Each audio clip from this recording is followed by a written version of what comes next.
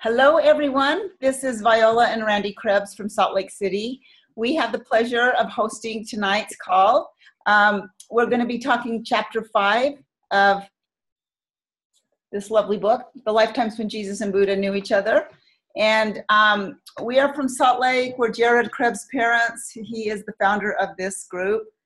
And I'm excited to be on the call so I can forgive Nathan. No, I'm also excited to be on the call. Chapter 5, again, another life of Jesus and Buddha. So exciting to see what happened in this chapter and talk about it with everyone. So if everyone else takes a few minutes, tell us where you're from and what you expect to get out of tonight's call. Nathan, go ahead. Hello, I'm here. I'm in Minneapolis, Minnesota, and my name's Nathan, and I'm excited to be forgiven by Viola, and also more forgiveness opportunities. Thanks, guys. All right. Who wants to go next? I will go. Hey, I'm Kelly, and I currently reside in Aiken, South Carolina, and I'm excited for this call because as a former Buddhist, kind of basically, I have a lot of experience with Buddhism. So the fact that this chapter focuses on the lifetime where Buddha and Jesus are in Buddha's life, the philosophy behind it, and a lot of where it was coming from, and it was really helpful. So anyway, that's why I was excited. And so I'm happy to talk about this chapter. All right, who wants to go next? I'll go. Can you hear me? Yes. Okay. I'm Jennifer. I'm from Austin, Texas, and I've read Gary's book about Jesus and Buddha, and I'm currently going through A Course in Miracles, and I think Gary's recent book is pretty exciting. Got a lot of great information, especially expanding on forgiveness and what Jesus and Buddha's life was like before they were Jesus and Buddha. Where are you? Oh, you're from Austin, Texas, right? I'm actually from Houston, but I live in Austin right now. Okay. And so how did you learn about our group? I met Jared at Gary was having a workshop back in October 2017, and Jared was there at the workshop. So we just struck up a conversation. He told me about the book club and invited me. Oh, awesome. So it's your first time on our call, right? I think this is my second time on the call. Second or third time. Oh, okay. Right, well, welcome. And last but not least, Christian. Thank you. Yeah, Christian Stanbury, Calgary, Alberta, Canada. I'm really excited about today's call because I actually read the chapter this time. Like I've said, I read it like 2.5 times, but I haven't really been following along properly. But I plowed through the chapter in the past 40 minutes, and what a relief. It just feels so good to kind of like get back on track this week and stuff. So I'm really excited and more willing than ever. Let's do this thing. Oh, excellent. Awesome. I like your hat. Thanks. I just like the shape of it, really. It kind of makes me look native, which I'm not, and I don't have anything against it. I like it. Who would like to go first and tell us what you got out of chapter 5 and what you loved about it or anything about it? Yeah, I guess I'll go because I kind of have it fresh in my mind right now because I just went over it. So I got 5 highlights. The first one is on page 73, the last paragraph near the bottom. I wrote in my book. I started writing in my book, Jared. Oh. He'll be so proud of you. Do you have one of these yellow markers? A yellow marker? I have an orange marker, but I'm just using pens. It's very messy. Oh, okay. So the first highlight is on the bottom of chapter 73, page 73. It was then he had another great revelation. Speaking of Siddhartha, suffering is caused by desire. What if you didn't need anything? And why would you need it if it's not real? And if you didn't have to get anything from anyone, then you could have an authentic relationship with them. You didn't have to be an ascetic and physically give up anything. Okay, so earlier this week I was doing dishes, which I do Monday to Friday. That's my job. And I find lately that doing the dishes has been kind of like sort of a meditation for me, and it's been a great moment for sort of like these right-minded thoughts to kind of come through while I'm doing the dishes. I had a couple dish sessions this week where I was really getting a lot of thoughts that were clearly of the Holy Spirit, and I loved it. And one of them kind of was like this. It was just very simple, straightforward. Suffering is caused by desire. If it's an illusion, why would you need it? Expectations are what causes suffering. If I'm not a body, then why would it matter if it's healthy or sick? Why would it matter if it's rich or poor? It really doesn't matter at all. You know, just putting these little pieces of puzzle together, it just makes sense, right? And Right. like I was really good at kind of like generalizing these ideas in the past when I was like 21 years old. Like, if it's an illusion, how can it bug me? Deny the ability of God, of anything not of God, not to affect me. You know, like it's just really simple stuff. So that's the first highlight. And a couple more of my highlights are a lot like that, just kind of like putting the piece of the puzzle together. So page 74, second last paragraph, Persa, all the way to the top of page 75. Excellent, Persa says. What you choose to believe in is what you will think is real, and you will come to experience it that way. Knowing this, Siddhartha withdrew his belief from the world, and after years of practice, so see that, like he put a piece of the puzzle together. Knowing this, Siddhartha did, right? Like knowing this, do that. It's, you know, it's really simple stuff. He withdrew his belief from the world, and after years of practice, he had no belief in it.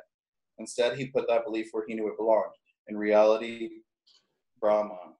But there's more. As he stopped believing in the world and it had less of an effect on him, he began to actually experience his life more and more like the dream that it was. He hadn't yet completely found the way out of suffering, but he was making progress. Siddhartha continued to travel around Eastern India, teach his wisdom, and undo his ego.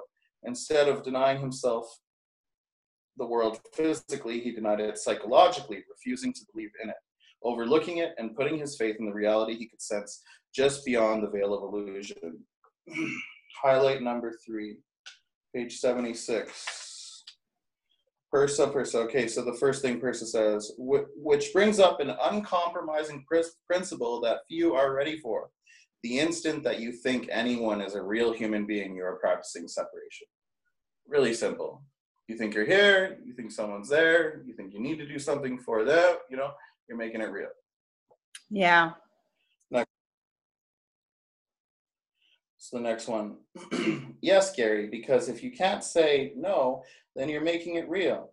You're saying this is a real person with a real problem that you really have to do something about. Now, that doesn't mean you don't ever say yes and help people. What it means is that you don't have to.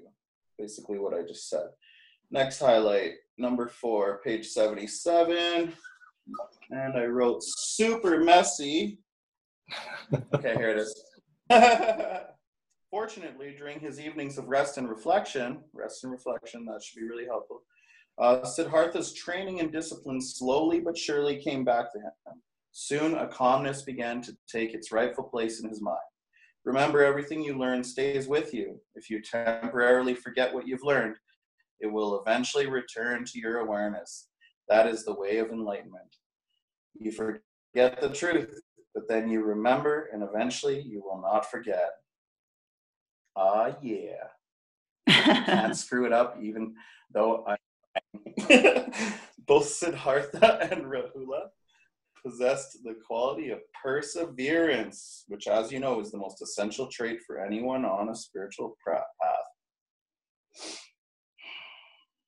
Okay. Next, highlight page 78. This led to an acceleration of learning, so I should read. Okay. Learning whatever it was they might still have to learn and applying it to whatever came up in their dream. This led to an acceleration of learning by which they eventually knew everything they had to know in order to be enlightened and were also able to apply it. Knowing that their egos needed to be completely undone, they practiced not making the dream real. Siddhartha's suffering was soon healed. One of the pieces of the puzzle is that if the dream isn't real, there is no need to desire it. And without desire, there is no suffering. But they took that tenet of Buddhism even further. If the body is just part of the dream, then it's not real, which means the pain you feel is not real either. You're not feeling real pain, you're having a dream of pain. Because a dream is in your mind, you can change your mind about it. Add, the guiltless mind cannot suffer. That's good. Very nice. There was a lot in there. That's it. Yeah. Yeah. So that's kind of where my head's been at, is kind of like putting these simple pieces of the puzzle together and then kind of like trying to live that. Yeah. But the ego's definitely turned up the notch too. It seems like my family and friends are almost like it kind of seems like they're kind of like coming after me in a way. I don't know. That's what seems to happen when I kind of like up my spirit. Oh. It feels like the world just starts closing. It's almost like I don't know how to explain it, but it's like the people closest to me, they don't care what is going on in my life. And sometimes I like to get their approval and attention. Yeah. Sure. It's like, no, it's like I get the opposite. I get a slap in the face. That'll be part of Exactly. your forgiveness opportunity as well. Yeah, and I should be thankful for them and stuff rather than being like, oh, woe is me.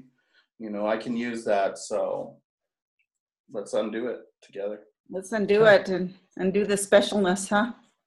All right. Yeah. Yeah. Who wants to go next? Thank you, Christian. Thank you.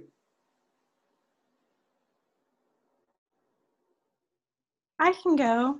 Okay.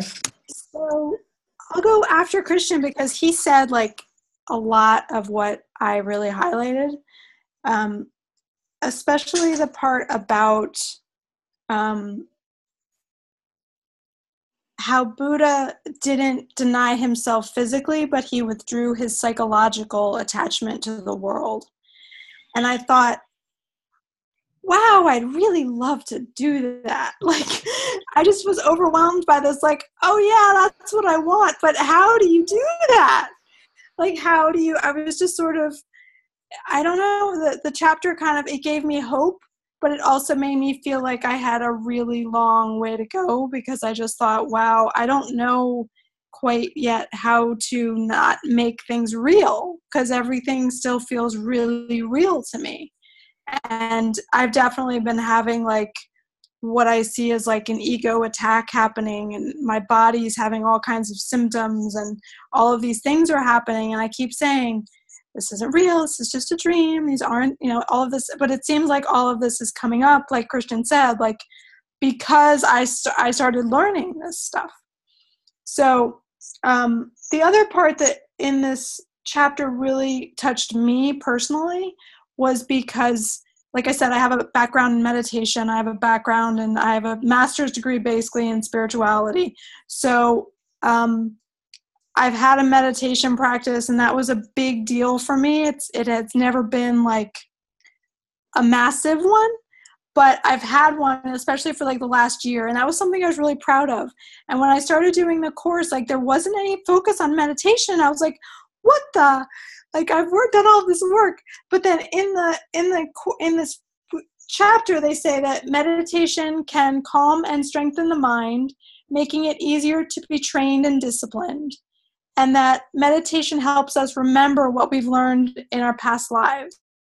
And I was like, okay, that was good. Like it was a really good integration of me realizing like, okay, so I don't have to meditate because you don't have to do anything. But if it's something that I feel like is benefiting me, which I do, then I can use it to be of benefit to this path as well.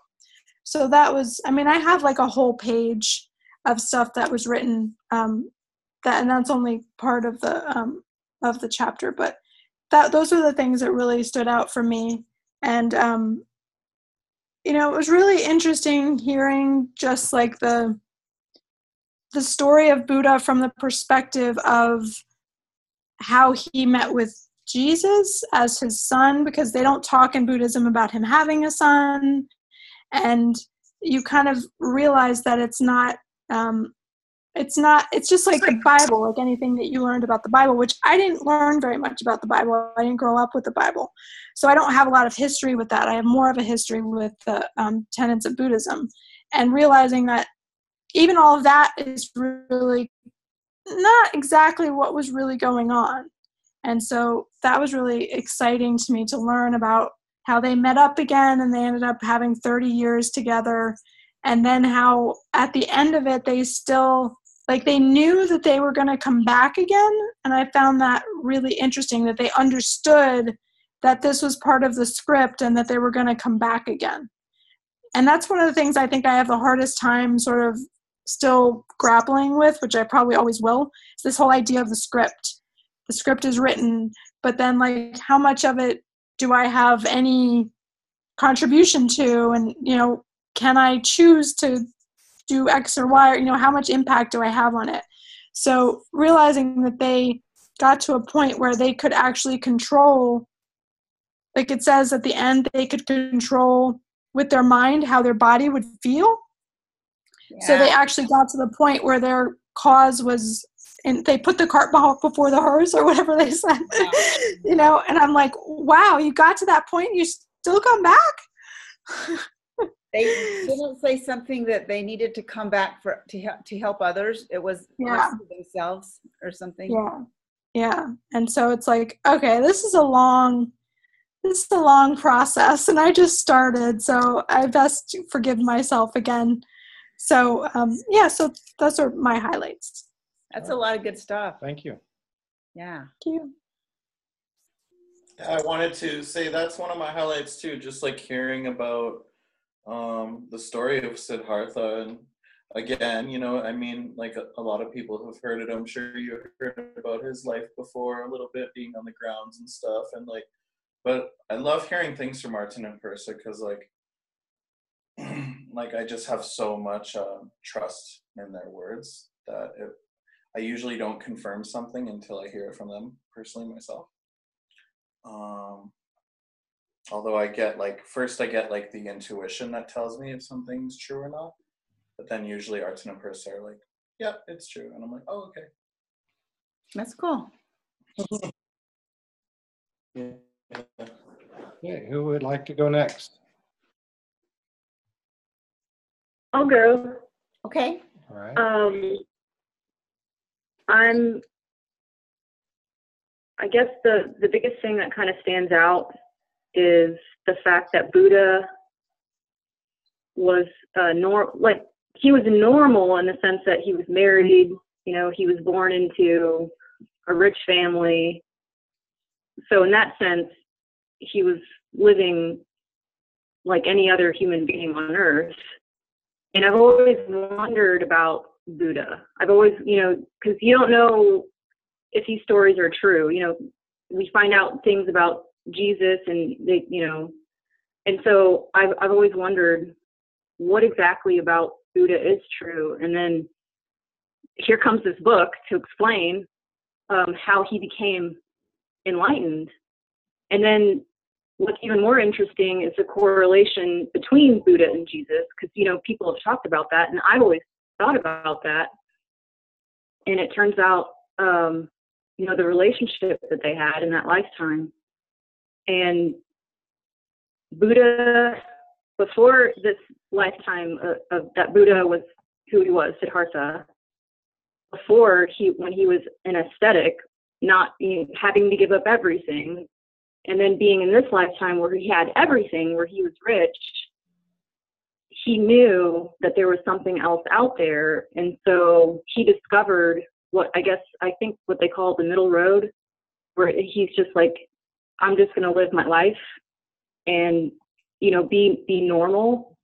And he, at the end, discovers his son and has that relationship, and they understand each other. I think what's great about that is that when they come to that point, they understood their lifetimes together. And for me personally, I wonder what that's like to meet someone and then kind of like recognize this person and understand the lifetimes that I've had. But one of the things that, I don't know what it was about this chapter, but for some reason I kept hearing like, I'm reviewing what has already gone by. So it's like everything that I'm seeing, my encounters during the day, tough situations at work, coworkers that are being, difficult, and, me being pissed off about, stuff that my boss says. I'm like, it just keeps playing in my head. I'm mentally reviewing what has already gone by. So my only real choice is just to forgive. And so, and I'm sure, because I'm reading A Course in Miracles at the same time, it's helped that when I take a few minutes to pray in the morning, I join as one. So I realize we're all one, and that's where we really are. And if I'm reviewing mentally what's going by, then I feel like it's made my choice easier to forgive when I'm faced with that situation. And I still get angry, but lately, like since I've read this book, I feel like things are starting to make more sense. And I think it's because I'm able to see like this life that these people had, Siddhartha and Rahula, who were just human beings like me, and kind of the situations that they're faced with, like special relationships. Like I have special relationship, and I know that anytime I'm faced with something difficult or something angers me, I know that the only choice that I have is to forgive, is to remember that I'm one with everyone.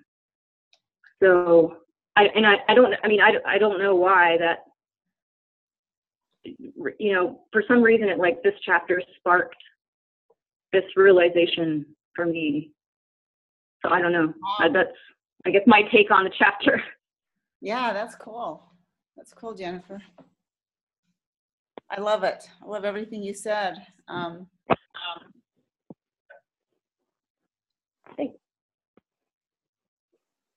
Was there anything else? So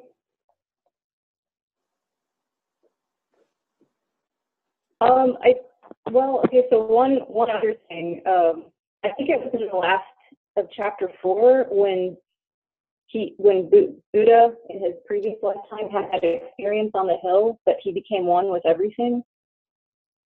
I don't know about anybody else, but I thought about it, and like I understood it, and I imagined like what that would be like, and I don't know, I just think that would be a pretty cool experience. And I just think it's fascinating to learn that Gary is talking to Art and Persa, and they wrote this book, and we're getting to see what it was like for them, like these, Jesus and Buddha. And I don't know, I'm just like super fascinated with all this information and like their life and what they had to go through. So yeah, that's pretty much it. Awesome. Thank you. Nathan, my friend. Hey, so everyone pretty much covered all of my highlights except for some people mistakenly think that if you completely forgive everything, then it disappears from your mind and you never think of it again. That's not true. The difference is that when you remember something that was painful in the past, it no longer has any effect on you. So I think I misunderstood that, and reading that was like, oh, that's really helpful. So if I remember one of my enemies and it's just sort of neutral, then they're forgiven. And otherwise, if I remember them and sort of still have like pain or fear or upset or whatever, then it's time to keep forgiving. Yeah. Yeah, That's it. that was one of my highlights too. Okay, babe. What I liked about this chapter was I didn't know anything about Buddha. Like, I didn't know Siddhartha. I'm from a Christian background, and so to me, I would just see the Buddhas like in the stores and stuff, and I didn't even really know anything about Buddha. So it was really good for me to get a little bit of the background. It was interesting how he, when he was looking for his son, it talked about he was looking for something outside of himself, which was his son, and something outside of you, you're making it real. So that was like, wow. So he was like really doing this kind of, it was different than the philosophy, but he was in a way making it real. And when you do that, you're not in a condition of oneness. So the desire to find his son led him to suffering. So he suffered, and then that desire also led to suffering. So I thought that was interesting how Buddha, how Jesus and Buddha all had to go through different stages, just like we do. That they're masters. And what I found it was just an awareness is that Jesus died really young. Like, Jesus has died really young in all of his lifetimes, the ones that we've covered in the book, because I think he was like 52 when he died in this one. I think Buddha was 80, 82 or 84 or something. And then the last lifetime, the lifetime when they didn't take care of their bodies, they were like in their 20s when they died. And then now, Jesus died when he was 35 and got crucified on the cross. So I'm like, he really didn't have long lives that we, read, which doesn't mean anything, but it was just a notice on that part. You guys really, I covered most of everything. I think that's it for me. I really liked the chapter because I learned about the Vedanta and the non-dualistic, and the unreal never is, and the real never is not. I like that one too. Yeah. Well, poor Jesus, not living long lives. He's not living long. I don't know. That might be a blessing. Yeah. Let's see. This is here. I thought this was good. He wanted to experience the truth all the time. This Buddha. The part about the lucid dreaming. If he could control the decision-making process in his dreams, then when you died, you could choose not to reincarnate. But that doesn't work unless the ego has been completely undone. So that was the lucid dreaming wasn't true, that part of it. And the part about meditation, I like that because I've been trying to incorporate some meditation into my day every day. And I'm not being very consistent or very good at it.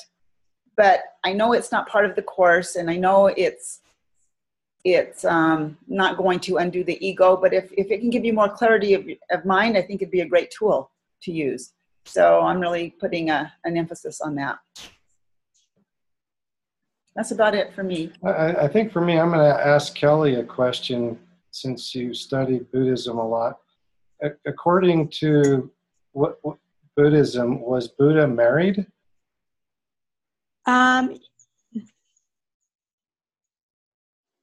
don't think they go into that. Yeah, because I don't think so. Yeah, that was the interesting. They really just say that he was born a prince, had a lot of money, and he went outside the grounds one day, and like he's totally, sheltered from any kind of interactions that aren't blissful, sort of is the way they talk about it. And then he goes outside of the castle one day and he sees someone dying and someone suffering. And it sort of like sparks this interest in him that he feels like he needs to go on a journey to figure out why he's been sheltered from all these people. So I don't think that there was any reference to him being married really very much in Buddhism at all. I would say that most versions of Buddha's life don't include him married or having a son, Mhm. but there are rare schools or like versions of Buddhism or some Buddhists that do know about that stuff, but it's more rare. Yeah. So Most that's the question for me then. Now that I just thought of something. So Buddha, in this lifetime with Jesus as his son, and they have one more lifetime. So Jesus comes again and is crucified. What does Buddha do? Like when he comes back again? When he's You finished the book? Yeah, you have to finish the book. I finished it. I missed it. I read this a long time ago, and I think it's the next chapter. Hopefully we'll get That's it. a big okay. spoiler. Yeah, exactly. Okay, well, It's I the next really That's a big chapter. spoiler. I didn't catch it, I guess, because I read the whole book already, like 6 months ago. So Yeah, what- we- Yeah, I they think- do. They talk. I think we It have talks to about leave that. that for. I think we have to leave that for that chapter. all right, that's Yeah. another week. It's in the last. Just read more carefully next time. I know, it was probably the one that talked about the crucifixion too, right? Like I honestly, I can't even, it's my ego does not want me to remember. That's it. So you know, Yeah, isn't it crazy? and I also found that interesting. Buddha left, like you said, left the palace and the walls, knowing that he was married, went into his life of giving everything up. But in the back of his mind, he kept thinking of his wife. And at one time, he almost went back, and then he didn't.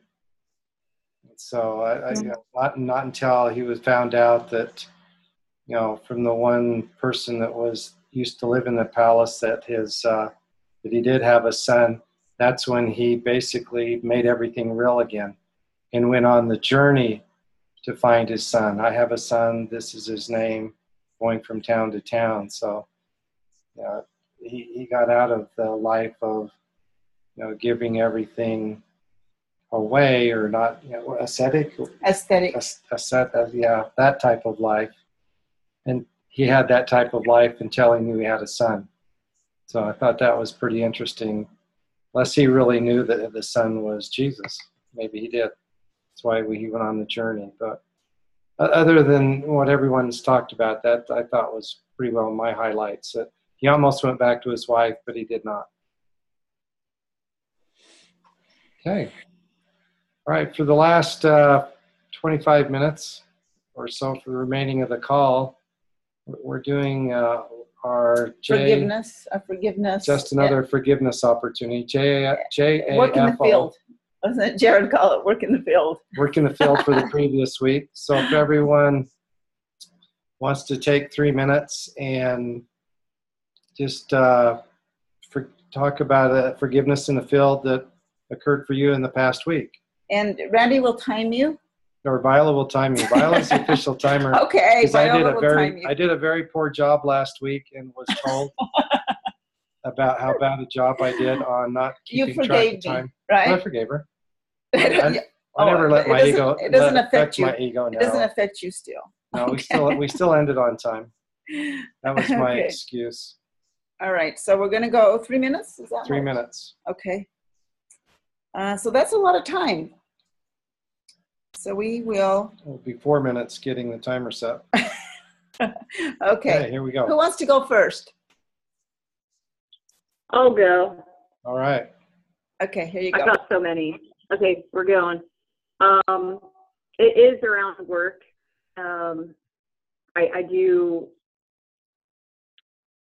I just get upset just thinking about it sometimes. Work is hard. It's difficult because there aren't really any strict rules to follow and no accountability. And it's kind of like Lord of the Flies. We're all trying to figure things out. There's really no operational system. And there's a few coworkers that can be kind of hostile. And I'm a very peaceful person. I get along with everyone. So there's one person in particular that I've been practicing forgiveness on. And when I did come home to pray after work, you know, I prayed about it and I did my forgiveness. Surprisingly, the next day he apologized. And when I was praying, I was really asking Jesus for help, because this was very difficult for me to forgive what had happened, what had transpired, because I felt very attacked. And I said, you know, I let go of however it's supposed to be, you know, however this is supposed to happen. I just want peace. I want peace in my heart. I want to love him. I want to love myself, and I want to understand like Jesus would have understood in this situation. I want to love him like Jesus would have loved him. I want to forgive like Jesus would have forgiven. I want to see this situation through his eyes. I was really needed help. So I let it go. I wasn't expecting anything. He apologized. I was very thankful. But it happened again. You know, this particular person, for some reason, there's something, you know, going on that I continue to have to forgive. And I'm not there yet. But after reading the chapter, like I said, understanding the oneness and then mentally reviewing what has gone by, I feel like it's made it easier for me to look at him when I have to see him in the office, and I'm like, you are one with me. Oh, nice. You are an immortal spirit. What I'm seeing, you know, you're honoring me by showing me what I'm projecting. And like when I tell myself we are one, I feel more peaceful. But so that's what I got from my forgiveness lessons this week. Very nice. Oh, am I done? Okay, I'm done. 13 seconds. Did you get it all? Awesome. Okay, awesome. Oh yeah, that was it. That's great. That's great that you're able to, like, that sounds difficult, like to do the whole forgiveness, the radical forgiveness that we're all learning, but it is helpful. So what do you do? What company is this? It's a private investor who bought a bunch of properties, Okay. and they're all over the United States. So it's just like, it's real estate. Yeah. Okay. All right. Thank you. Who would like to go next with our official 3-minute timer?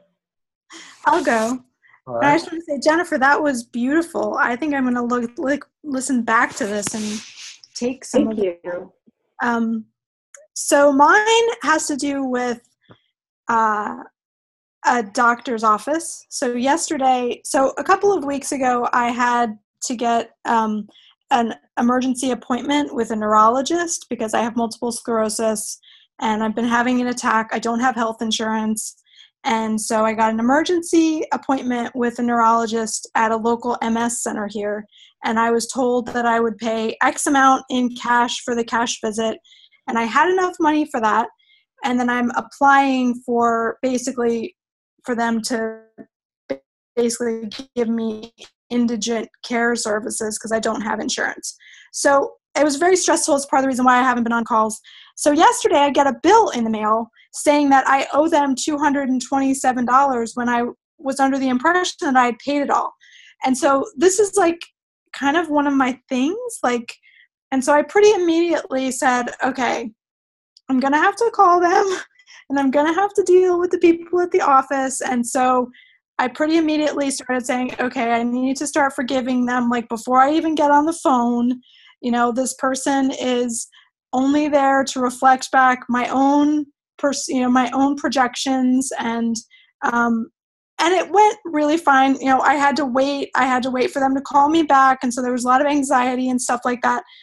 But I was really proud of the fact that throughout the whole thing, I was very clear that this was a forgiveness opportunity. And when it was over and I got off the call, I said, thank you so much for giving me this forgiveness opportunity.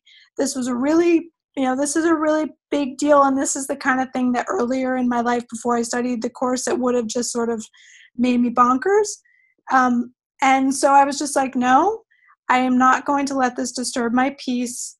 This is not really happening. This is a dream. And like Jennifer said, I'm just watching something that's already happened.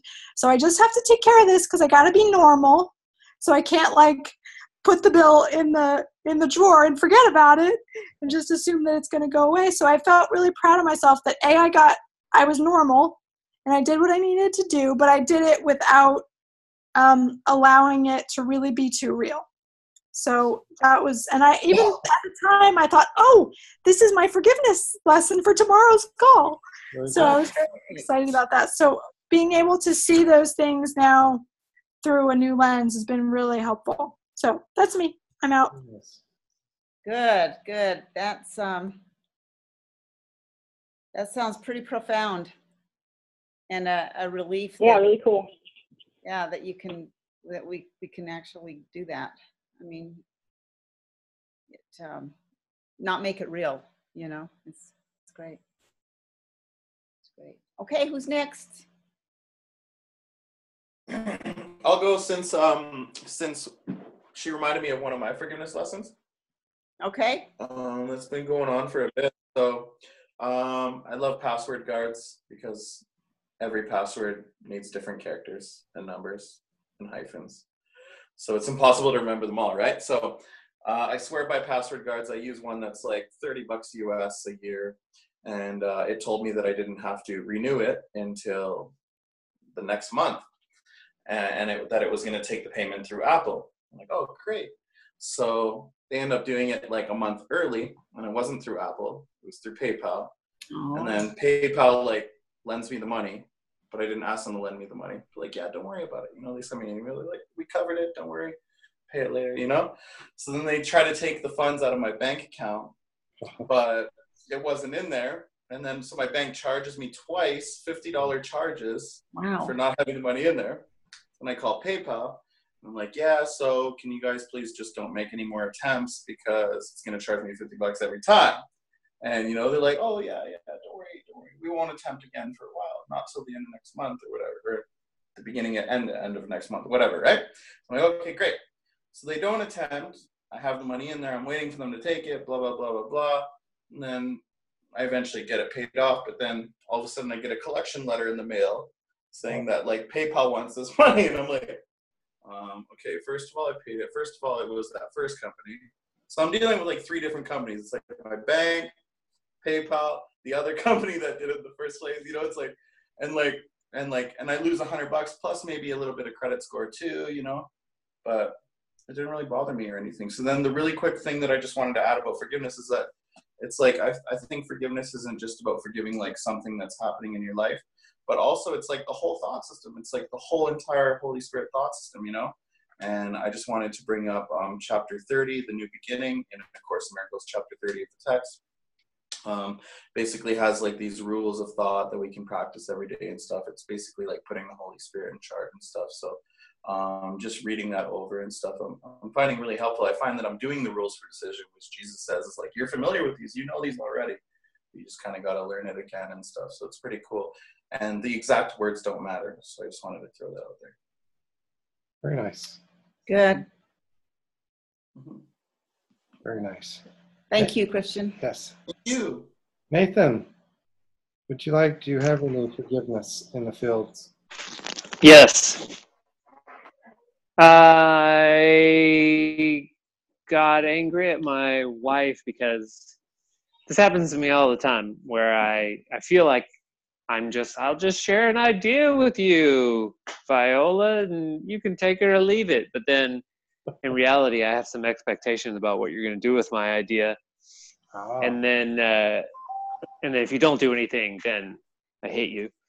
So I had this thing I was excited about sharing with my wife, and I was like, look at this, you could do this thing. And she was like, yeah, okay, I'll look at it next week. And I felt rejected, and in my mind I'm thinking like, she doesn't know what she's doing with her business, she doesn't want to take any action, all these terrible things. And I always feel like I have a poker face when I do that, and like I'll just hide these embarrassing thoughts, but she always knows. And that's like the interesting forgiveness lesson over and over again in my life, is that I'm always trying to pretend like I don't have emotional upsets, but the people around me like always know. And so then it ends up coming out later anyway. So once I, kind of escaped the limbic hijack or whatever, I got to the forgiveness, and that was like 10 or 15 minutes later. And then we talked about it again, and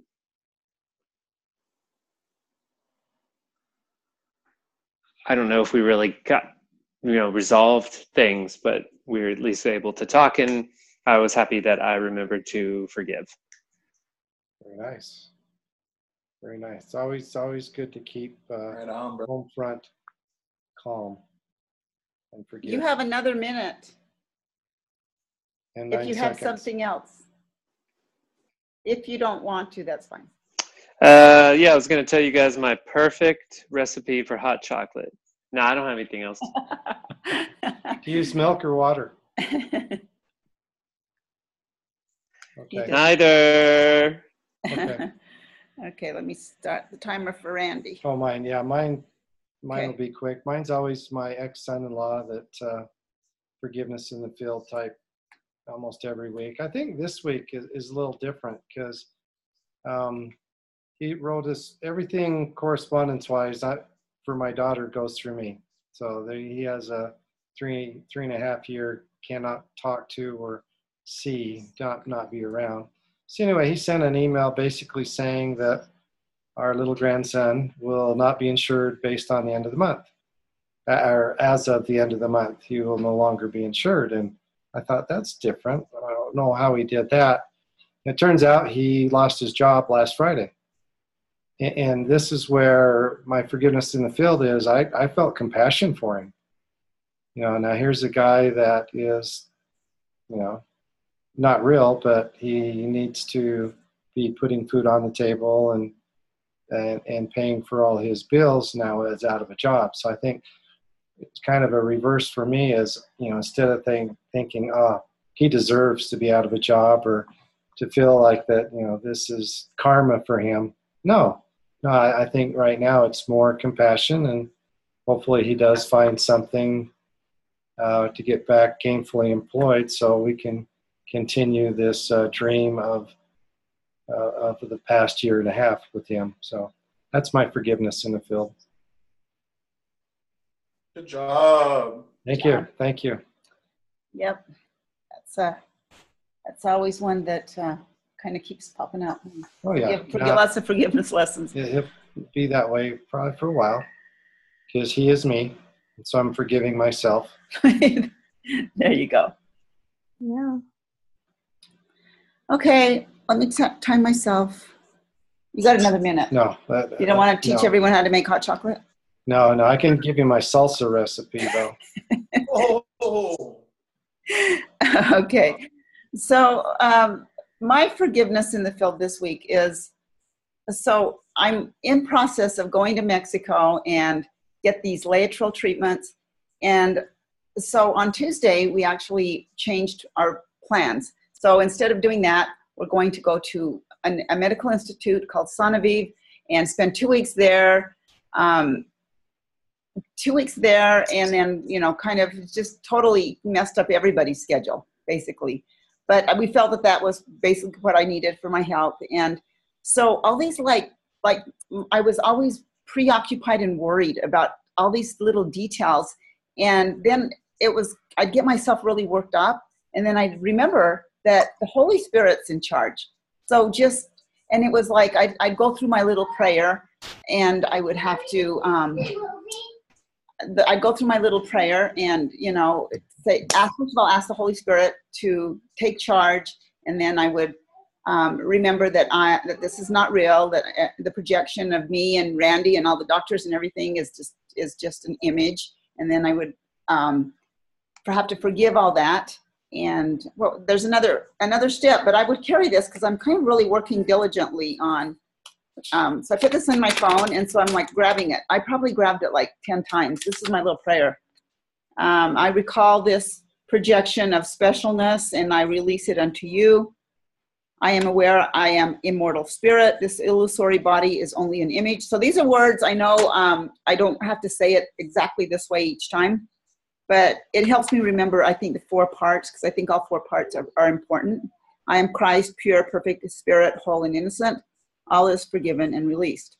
So I had a lot of those opportunities to kind of let the Holy Spirit take charge, because it doesn't matter what I do anyway.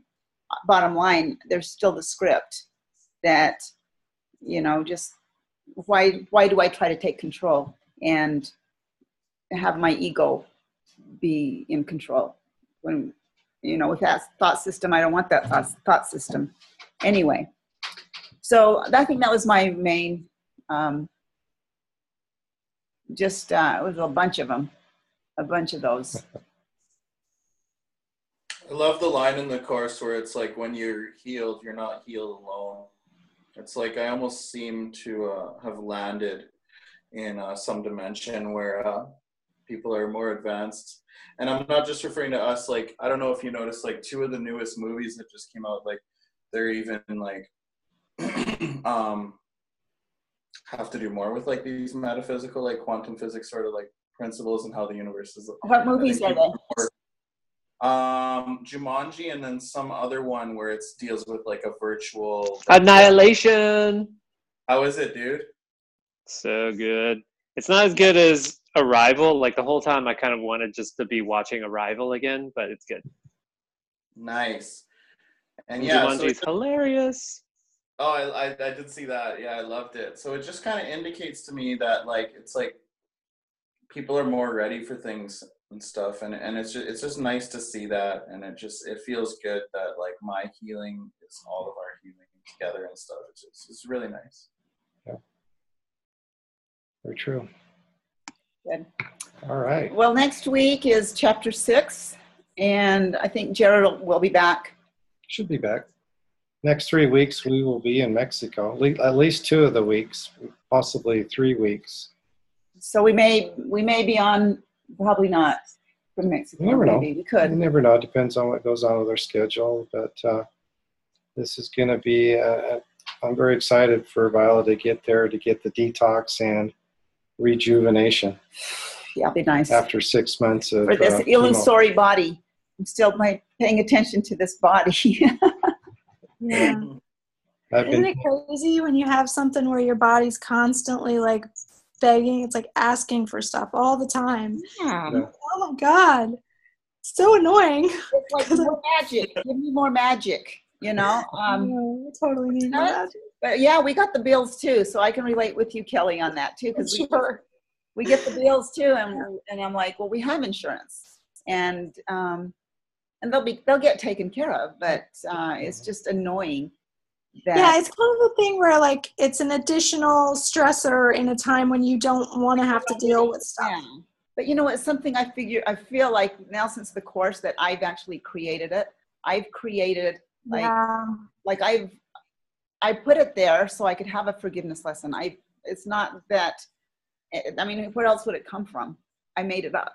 All the stuff I've made it all up. Yeah. That's true. And I've been thinking a lot about what you said last week about my ego's trying to murder me. And I'm like, oh, that's really interesting to just think of it that way of like, and the way the Course says that illness of any kind is really like, I'm actually punishing myself so that God won't, and so it's like, oh, that's a very different way of looking at it, but yeah, recognizing that everything that I see, I actually put there. Right. Is like monumental. Yep. And so we can change our mind about it, right? We can change our mind. That's our only decision. Uh-huh. Which makes it really easy, but not easy. Well, it's just chipping away a little bit, chipping, undoing the ego, chipping. Eventually we'll get there, and we will.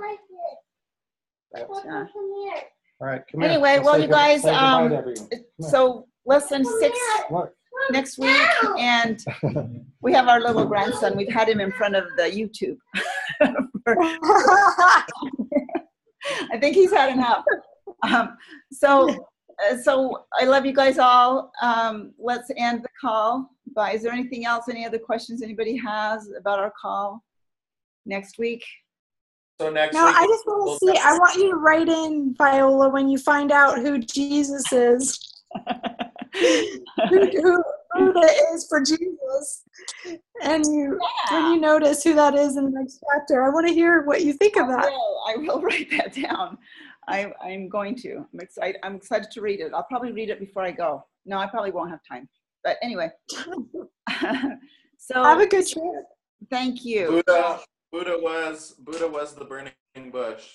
No The Buddha was burning God. bush. Just kidding. Buddha was Judas. But it was Judas. Ah, Buddha, Judah. Just kidding. Hey, I'm praying for you, Viola. Thank you. Thank When you. you go, get rejuvenated and get what you need. And I'm praying for you guys. Thank you Oh, so thank you. much. You are so beautiful and such a awesome soul. And I just, you're going through this, and I'm praying for you guys, and I hope you get all the rest and everything that you need there. Thank you. Yep. Thank you. Really appreciate it. And we're friends on This was a Facebook. great call. I'll put some pictures on so you guys can kind of see what I'm doing. We'll have to become friends, yay. Jennifer. I know I am with everybody else. All right. Well, let's end the call by saying, I love you. God bless, and have a good Easter weekend. I love you. God bless. Have a good Easter week. Easter. Yay. Love you guys. Bye. Bye. Bye. Bye.